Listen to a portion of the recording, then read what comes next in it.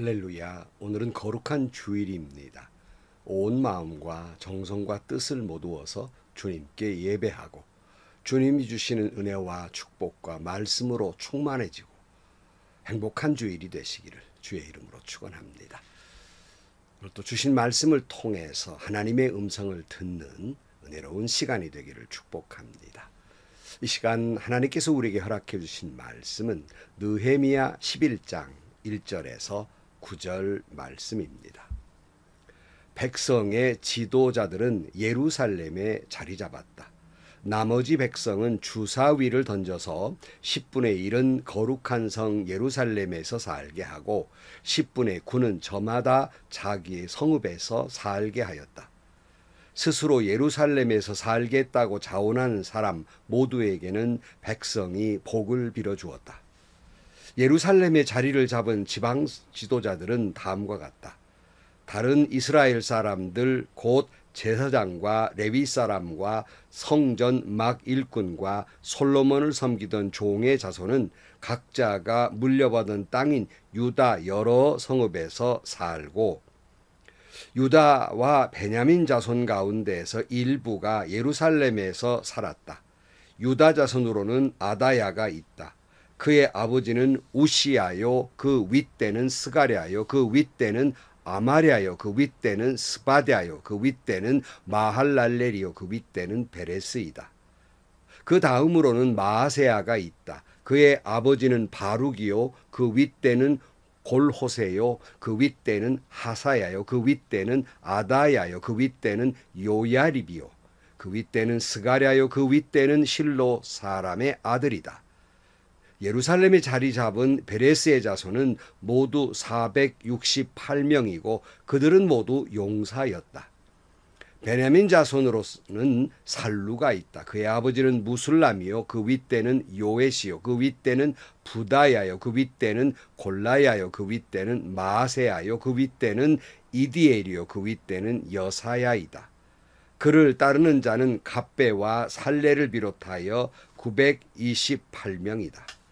시그리 아들인 요엘이 그 우두머리였고 하스누아의 아들인 유다는 그 도성의 제2구역을 다스렸다.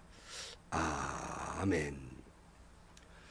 예루살렘 성벽을 재건하고 성전을 온전케 한 다음에 수문앞 대부흥회, 말씀 부흥회를 통해서 영적으로 이스라엘은 재건됩니다. 이제 영적인 문제가 해결이 됐어요. 이제 그들의 삶의 문제에 집중을 하게 됩니다. 그것은 예루살렘에서 누가 살 것인가의 문제였습니다. 그게 왜 문제가 될까? 서로 예루살렘에 살려고 하지 않을까? 이렇게 생각이 되지만 7장에서 우리가 7장 4절에 이런 말씀이 있어요. 성읍은 크고 넓으나 인구가 얼마 안 되고 제대로 지은 집도 얼마 없었다 그랬어요. 문제는 성은 큰데 거기에 살고자 하는 사람이 얼마 없었다는 거예요. 그것이 아주 심하게 황폐화가 돼서 지은 집, 제대로 된 집이 없으니까 살 사람이 없었더라 하는 말이에요. 뭐 우리나라 사람들 다 서울 살고 싶어 하지 않습니까? 탈북민들 얘기를 들어보면 이제 서로 각자의 집을 제공을 받는데 한쪽으로 몰릴 수가 없으니까 제비를 뽑게 되는데요. 서로 서울 가게 해달라고 그런다는 거예요. 왜냐하면 이북은 평양에 사는 건 특권층이나 살기 때문에 그런 의식을 가지고 있어서 서로 서울 살기를 원했다고 합니다. 뭐 사람은 나서 서울로 보내는 말도 있지 않겠습니까? 참 저는 죄송한 말씀이지만 청년 시절을 서울에서 보냈습니다마는 사실은 저는 별로 서울에 큰 매력을 느끼지 못합니다. 아무튼 사람들은 서울 살고자 하지요. 자, 예루살렘 명색이 이스라엘의 수도입니다. 그런데 성만 컸을 뿐 살 사람이 부족한 거예요. 다시 말씀드리지만 왜 그랬을까 궁금하잖아요. 학자들은 몇 가지 이유를 이야기하고 있습니다.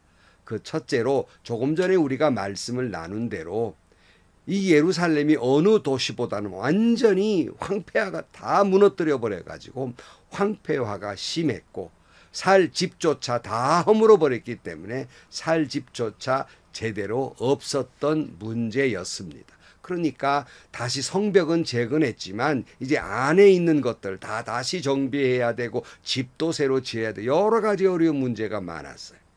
고단한 일이 많으니까 살기 싫은 거예요. 또 하나는 예루살렘은 성전이 있는 곳입니다.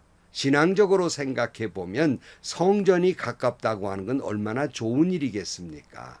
저는 늘 제가 섬기는 교회에 우리 교우들을 보고 기왕에 집을 살려면 돈 중심으로 사지 말고 신앙 중심으로 사세요. 그런 말을 해요. 좀 세상과는 좀 다르지만 아파트값 어디가 오를까 이런 생각을 가지고 사기보다는 내가 신앙생활 하는데 어디에 사는 게 좋을까, 기왕이면 교회 가까운 곳에 살았으면 좋겠습니다 하는 권면을 합니다. 또 제가 목회를 할 때에도 타지방 다른 도시에서 오시는 분들도 계셨어요. 멀게는 광주나 대전에서도 간간히 오시는 분들도 계셨습니다. 늘 제가 그렇게 권면했어요. 그분들 보고. 아니 거기에 좋은 교회들 많고 좋은 목사님 많으신데 신앙생활은 교회 가까운 게 좋습니다. 가까운 교회 나가세요라고 권면까지 한 적이 있습니다. 기왕이면 가까운 교회에 다니는 게 좋지요. 그런데 반대로 생각하시는 분들이 계세요. 교회 가까우면 귀찮은 일 많고 그러니까 갔으면 좀 떨어지는 게 좋다. 무슨 시대하고 변수는 먼 게 좋다. 그런 것처럼 좀 떨어지는 게 좋지 않습니까? 이렇게 생각했던 것 같습니다. 아마 그래서 예루살렘 살 사람을 구할 때 거룩한 도성 예루살렘에 산다는 것이 너무 아마 영적으로도 부담스러웠던 것 같습니다. 아무래도 신앙적인 제한이 보는 눈이 많아질 거니까 아마 그런 어려움도 느꼈던 것 같아요. 제가 전도사 시절에 우리 총회가 하도 지방으로 목사님들이 안 내려가니까 강제로 앞으로 목사 안수를 받는 분이라면 반드시 단독 목회를 1년 이상 해야만 목사 안수를 준다는 옵션을 2년간 실천할 때 제가 그때 그 케이스에 됐었던 적이 있어요. 그래서 총회의 명령에 따라서 경상북도 영덕 지방에 가서 목회를 하게 됐는데요. 시골 아주 작은 교회죠. 그런데 첫날부터 잠이 잘 안 오는 거예요. 도시 서울 살던 사람이 갑자기 시골 살아서 잠이 안 오는 게 아니라 시골 교회의 형태가 비슷비슷하지만 옛날에는요. 교회 본당이 있으면 그저 몇 센치 차이 안 되고 안방이 있는 거예요. 그러니까 잠을 이 안방에서 본당으로 폴짝 뛰면 바로 본당이 될 정도로 딱 붙어 있는 거예요. 그러니까 안방에 누워 있는데 이게 계배당에 누워 있는 건지 안방에 누워 있는 건지 하나님 앞에 내가 드러누워 있는가 너무 죄송스러워서 잠을 잘 수가 없는 거예요. 아마 이스라엘 사람들 너무 거룩한 성전 옆에 산다는 것이 그런 거룩한 부담도 있었으리라고 생각이 됩니다. 한 가지 더 이유를 찾는다면 적군이 만약에 이스라엘을 공격한다면 어디를 먼저 가장 공격하겠습니까? 당연히 예루살렘이거든요. 그러니까 예루살렘이 다른 도시보다 가장 위험한 곳이고 또 그 꼴을 여러 번 당했잖아요. 그러니까 예루살렘에 덧정 없는 거예요. 살기 싫은 겁니다. 타켓이 예루살렘이 되기 때문에 거기 살기 싫은 거예요. 그러므로 사람들은 예루살렘에 살기를 싫어했습니다. 우리나라 아파트 당첨되기 위해서 딱 당첨되면 바로 그저 값이 몇 천만 원 뛰고 매덕 뛴다 이런 것 때문에 당첨을 원했는데 서울에 있는 아파트 당첨을 원하는데 이 사람들은 제발 좀 당첨 안 됐으면 좋겠다 이런 생각을 가졌던 거예요. 그래서 하는 수 없이 이제 뽑기를 해서 사람을 뽑아서 이제 살게 하는 겁니다.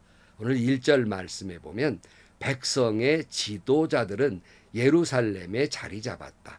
나머지 백성은 주사위를 던져서 10분의 1은 거룩한 성 예루살렘에서 살게 하고 10분의 9는 저마다 자기의 성읍에서 살게 하였다. 스스로 예루살렘에서 살겠다고 자원하는 사람 모두에게는 백성이 복을 빌어 주었다.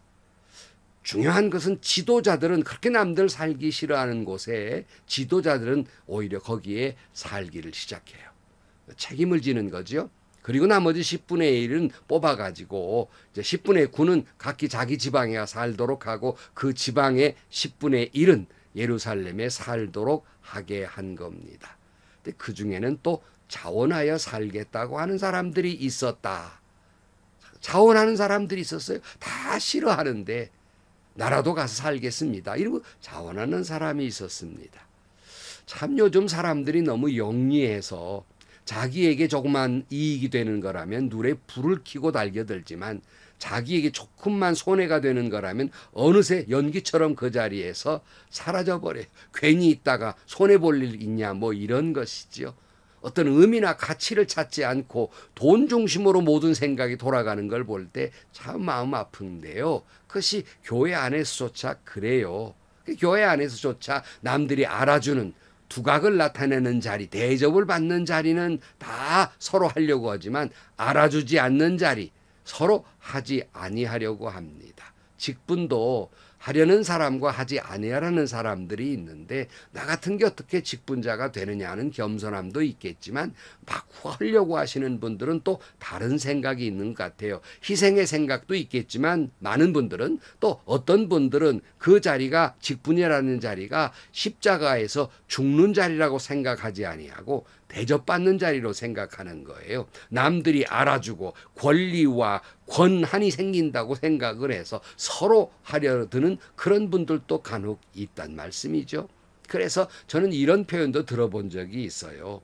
직분자가 되면 마치 군대에서는 사병에서 장교가 된다 이렇게 표현한 분도 제가 들어봤어요. 또 어떤 분들은 장로라면 별자리 딴 것처럼 장군 된 것처럼 생각을 하는 분도 계시고요. 어떤 분은요 안수 집사는 시의원 정도 되고 장로는 국회의원 정도로 목사를 견제하는 자리에 있다고 생각을 해요. 어떤 분들은 장로는 이사 정도로 생각하고 당회가 이사회 가지고 목사는 월급쟁이 사장 정도로 생각하는 모두가 다 대접받고 고난 부리는 자리로 생각을 착각을 해요.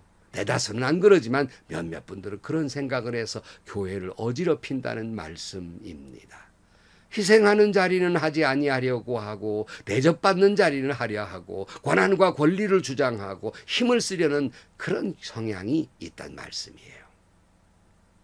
빌립보 2장 5절 말씀에 보면 여러분 안에 이 마음을 품으십시오. 그것은 곧 그리스도 예수의 마음이기도 합니다.